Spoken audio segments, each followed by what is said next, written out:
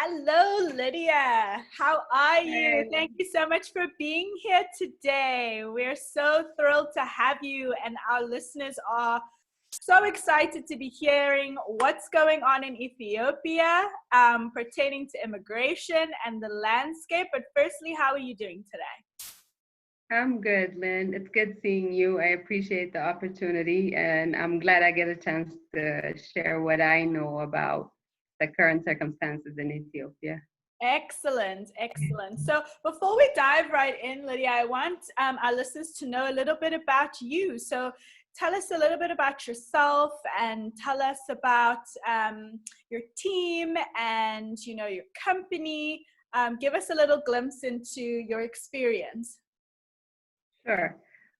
Personally, my educational background is a Bachelor of Science degree in Merchandising Management from Michigan State University and a Master's in Business Administration here in Ethiopia.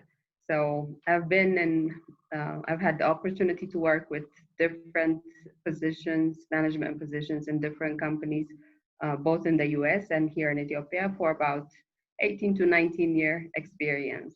Wow. And towards the end of my the 18-year career, I had the opportunity to work with different kind of foreign companies facilitating their needs when they come to Ethiopia or based on different communications. And so that's been an experience that I've been dealing with for a while. But I kind of decided to organize it as a company about a year ago.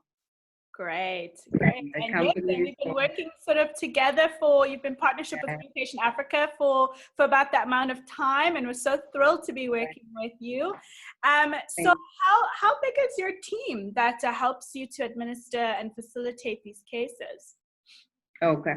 What we do honestly is it's based on partnerships. So how we set up Relocate Pro is partnering with different areas that require the relocator or the expats require.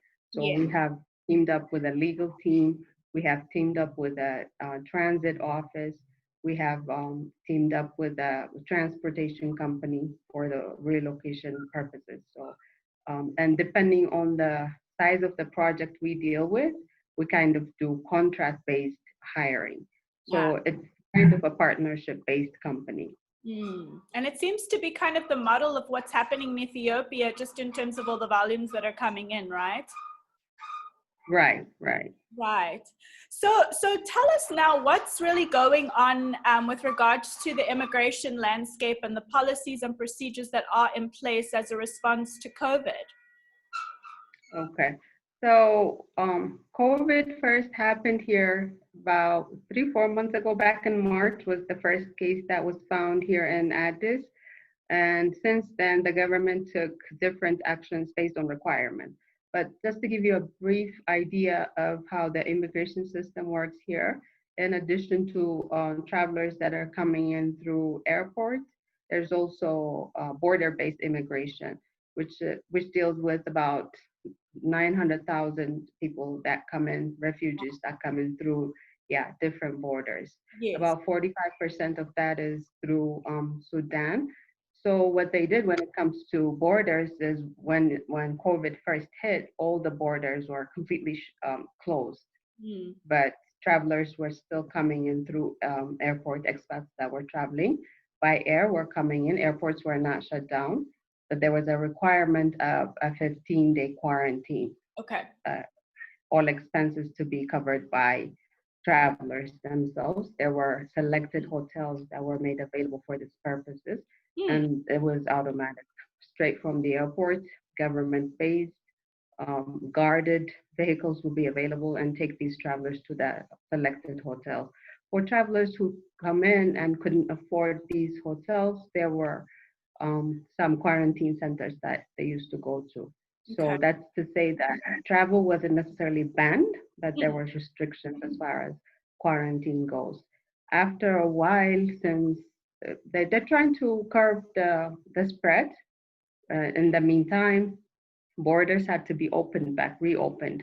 So what they did based on reopening borders for refugees was set up quarantine centers by nearby each border. So that's how refugees coming through borders would be treated for about 15 days, then go through the refugee processes. But when it comes to traveling in to the capital city, the quarantine had been decreased to 7 days if Okay. if a traveler cannot present a test result. So Okay. now, yeah, the immigration system allows for travelers coming in with a negative test result, and the test result has to be a DNA based Oh, result. Yeah, and if it's, uh, I think there's a time frame of 5 days. It has to be taken 5 days before travel. That's yes. that's the Okay. only result. Yeah, that's accepted. And for those that cannot provide the test result, they still have to do the 7 day quarantine at the hotel. I see. I see. Right. So as it stands right now, is that sort of the status quo? Like everybody has to go through those motions? Are your borders now completely open? Is everything kind of in full operation, or is everything kind of still how it has been for the last few months? It's an operation within the requirements. So Okay. operation is in effect, but these requirements have to be fulfilled. Okay. Yes. And what about local immigration authorities, Lydia? Are applications being processed at this time? And are there any concessions for local expats who are in Ethiopia? They're not able to fly home right now due to, not being allowed back into their countries, or being basically stuck in the situation, not able to return home for some other purpose? Has there been concessions by your government to assist? To my knowledge, there isn't an official directive per se, but what I know is the immigration services has been lenient towards permits that have expired. Right now, they're not currently going through or checking, or even if they check and find that it has expired, it's kind of an unspoken understanding of what's happening. Okay. Immigration is not completely closed, but they're not doing renewal processes right now. So, which in turn means they're kind of letting people stay until it's time to they can renew their permit. I see. So they're not taking in any new submissions at this Right, time. Okay. And is right. there any indication of when those authorities will be back open again, and when things will resume with regards to new applications and visas? I'm sure gradually it'll open. Like I said, the offices are not closed necessarily. They're I just not working in full effect, ah which is why they're allowing people to stay without extending these permits. okay. So they even go to the extent of providing support letters for expats who require it for different reasons. If they're in town with an expired permit, immigration offices provide justifications for expats when required. So they're Yes. being supportive, to be honest. Well, that's great to hear. And I'm hearing quite a Right. bit of other, particularly on the African continent, that the government authorities, particularly in immigration, whether it be the Home Affairs or the Ministry of the Interior, or whatever the case may be, are quite supportive of local expats who are stuck really and are dealing with circumstances that are out of their control at this point. So Right. it's very nice to hear that Ethiopia is also added onto that list to be as supportive as they can. So that's incredibly helpful. Right. Are Right. those visa extensions automatic, Lydia, or do they have to actually apply for those extensions? You have to apply for it. You have to apply. They have to be applied for. Right. Do they have to pay for that extension, or is it free? And no, there's payment required. There's payment required. Right. Right. Are the applications done usually online? Have you before COVID, have you done your applications online before, or did it require physical submissions? They were being done through physical submissions, but I'm sure post-COVID things will change gradually. Yes, I have the same. I have the same projection. I think globally that's where Right. we're headed, I right, think into an so. online I think so. platform. So I think okay, so there's no exact directives, but I'm curious to know. We've talked a little bit about how government is supporting those expats that are stuck in Ethiopia. How about those that pre-COVID applied Right. for work visas or in some way to relocate to Ethiopia, and Mm. then the ban hit or the lockdowns happened, they had their visa approvals, but now they couldn't come? Do their visas expire? Right. Do they have to start all over once everything opens up again? How would you advise people in that situation? See, it's all, I guess, dependent on the person because, like I said, it's not a complete lockdown here. Everything is open as long as the travelers are coming in within the government requirements. Yes. So it's kind of a personal decision, I would think. As far as visas goes, it depends on the type of visa or permit these expats have on hand. Say, for example, if you take a frame limited visa or permit, it could be, I don't know, training or meeting. If that doesn't justify extension, maybe there should be a new application has to be processed. But if it's a long term or the visa doesn't expire whenever they're comfortable or whenever their own country opens up for travel, they can use it. Okay. Okay. Well, that's good to know. I'm sure, Right.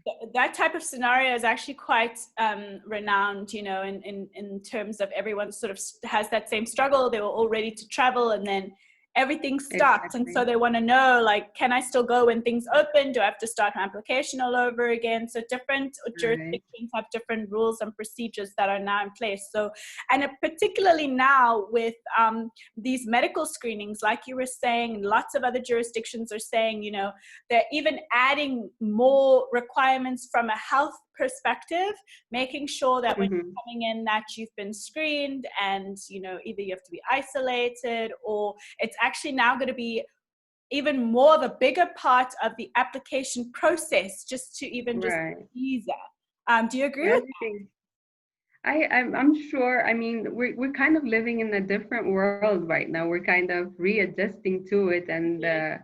the demands that it brings with it. Unfortunately, it's just hard to predict. So Yes. I'm sure there's going to be even more requirements that come in. But the good thing I see here in Ethiopia is, as I said, even from the get-go of COVID, the first cases that were being reported in China, even during that time, Ethiopian Airlines was still flying to China, even when Yes. others had blocked all their flights. Yes. So there is kind of I don't know if you want to call it compassion or openness to it. So Yes. I'm sure it's going to be finding ways to work with it and Yes. versus kind of blocking everything out. Right. So based on the government's interest to um, be more inviting to investors and expats, I'm Yes. sure that's going to be conducive Yes. what they bring in. Right, right. I agree with you 1,000% about the fact that things are just going to not really be the same Right, from now on, and we're just going to have to roll with the punches and accommodate as best as we can, so that we can still right, continue to do the work that we can and support our clients as best as we can. So, exactly. just going quick backtrack to the visa extensions again. Did you say that your government is being a little lenient? Are they being lenient in terms of requirements for the visa extension? There might be some requirements that I'm not aware of in Ethiopia that they possibly couldn't get a hold of right now, any particular paperwork. Is the government a little lenient on that and saying, okay, you don't really need that right now, we understand the situation, kind of wave it along? In all honesty, I think it's a case by case situation, but in general, when you look at it, what I see right now is it's not even the follow up itself has been sort of kind of on left on the back burner Yes. because considering COVID, these people maybe are not comfortable to even go and try for the renewal purposes or just to provide your excuses and justifications. So right now, the immigration offices is not per se strictly following Mm. on the expiration or renewal of these cases. Like Yes. I said, they're even going to the extent of providing support when needed. So that's where you see the leniency. As Yes. far Yes. as yeah, providing what's needed to get the extensions, I'm sure that's within the regulations. So it might be where they will give more time for people to find these documents or any information that they need. I'm Yeah. sure there'll be yeah. Wow. No, that's absolutely right. I mean, it just seems that at least governments are mindful of what's happening, and Exactly. and are in good faith, I would like to say, are being lenient and waiving certain requirements, to support Right. the people that are in their country. So that it's nice to see sort of that human aspect to it, isn't it? Exactly. Sometimes uh, governmental entities can be quite bureaucratic, so it's nice to see them sort of pulling at the heartstrings a little bit, and Exactly. being supportive in that manner. So that makes me very content, actually. So Right. in my crystal ball, ideally, I would like to know that things will get back to the new normal, is the term you That's where we're hoping for. so I Yeah. mean, in terms of that, I'm really curious to know, and I'm sure our listeners would want to be curious too, if they're thinking about sort of the future, how to plan accordingly.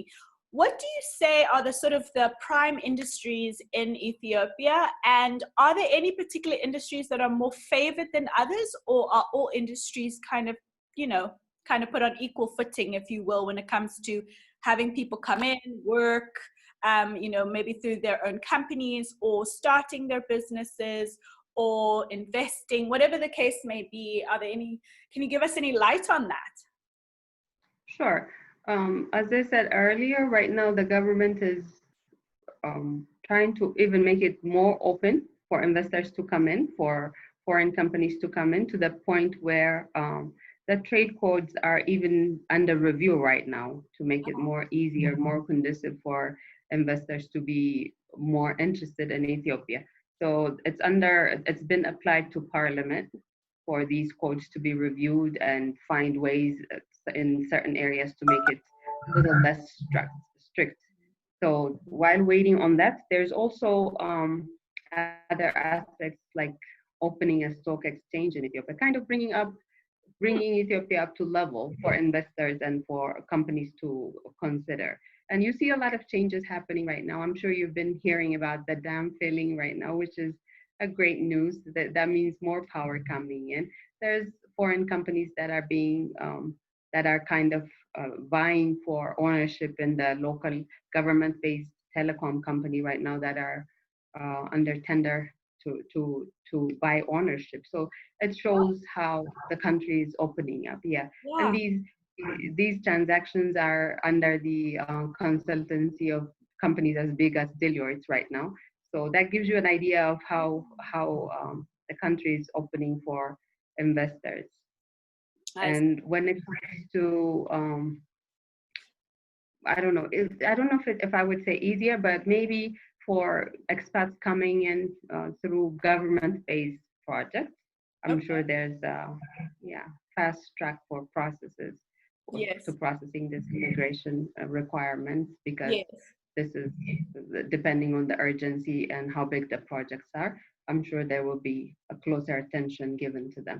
In addition to that, there's about two or three right now, huge industrial zones in Ethiopia that have been established for investors to come in and utilize, start their production. So to make that even more convenient, there is plans to open immigration offices in these industrial zones in the future. So Really? that, Wow. exactly. So that kind of creates, convenience. So if a company has a factory in that industrial zone, to process their visa extensions or work permits, it'll probably be a walking distance if it's within the same industrial zone. Right. Yeah, Interesting. Well, it seems like it makes it more attractive, doesn't it, to people on I the think so. outside? Really, I think that's great. Right.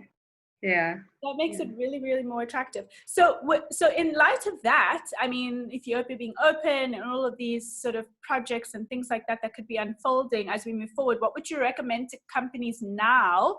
Again, sort of planning for the future, but also, of course, have to be flexible in light of the circumstances. What would you say to them regarding staff and movement? Do you think that they can start budgeting, they can start planning, but they're going to be a little bit more flexible with regards to the secondment, the assignments, how long they're going to be, maybe the date of their starting dates of employment contracts.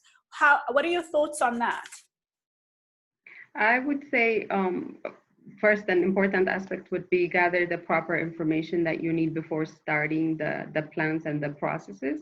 And in order to do that in a right manner or in an organized manner, I would advise to base it with a company like yours or ours through a relocation company that can process and provide you the specific information that you will need.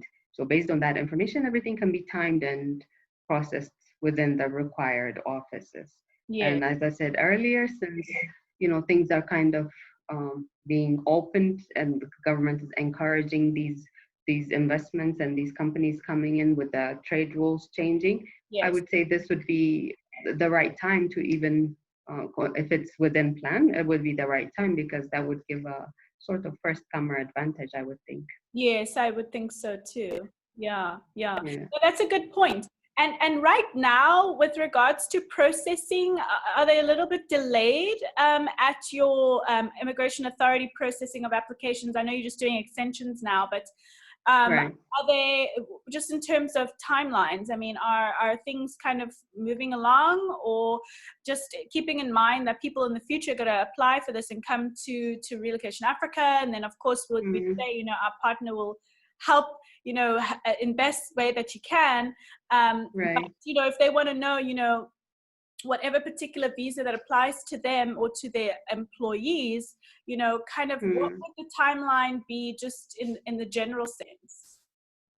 It'll probably be a week or two longer than usual if under normal circumstances, processes can take maybe 2 to 3 weeks for these processes to be finalized and complete with the immigration offices.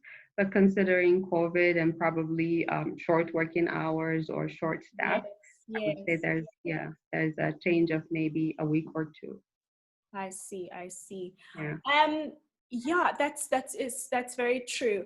Just in terms of that timeline again, are you saying that most of the work permits, maybe business visas and so on, are kind of on par with regards to timelines? Not one takes longer than the other, depending on how long you're going to be within your jurisdiction?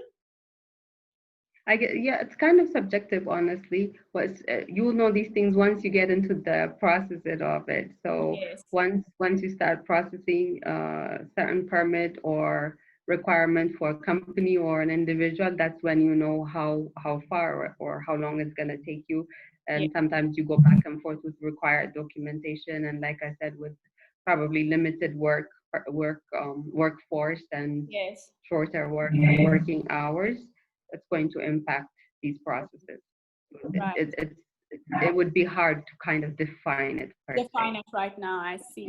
Yeah. Well, that's great to know. But Lydia, as we're wrapping up really quickly now, is there anything? I mean, this information is so pertinent and it's so important, and I know everyone is in wherever world we will be posting this, just to know what's really going on. And thank you for sharing that with us. Is there anything else as we wrap up that you want to share, just within the parameters of what we've talked about today? Yeah, I mean, as I mentioned to you before, it's becoming more interesting and conducive for investors right now, minus COVID. Everything everything I see here is bright, honestly. Yes. So for companies or individuals that are considering the move or considering relocating to Ethiopia, now would be the right time, is what I say. Oh, that's good to hear, Lydia. We're so thrilled to have had you with us, and thank you again for taking the time. And please do keep safe and healthy, you and your family and all your team and colleagues and your fellow Ethiopians. We're just thrilled and looking forward to continuing to work with you and to support all who would like to relocate back to Ethiopia. So thank you so much again, okay? And I hope you have a wonderful day. Thank you. I wish you all the same. Wish you stay safe and healthy, to you and all the SA people out there. Stay safe. And someday hope to see you in Ethiopia too. Oh, absolutely. Always up to getting on a plane and coming. I'm going to hold you to that. Don't invite me. I will be there once those things open Yeah, up again. hey, consider this an invite. Thank you. Thank you. Everyone is hearing you now across the board. So thank you so much. Yes. Okay. Thank you, Lynn. I appreciate it. All right. Okay. Bye-bye. Thank you.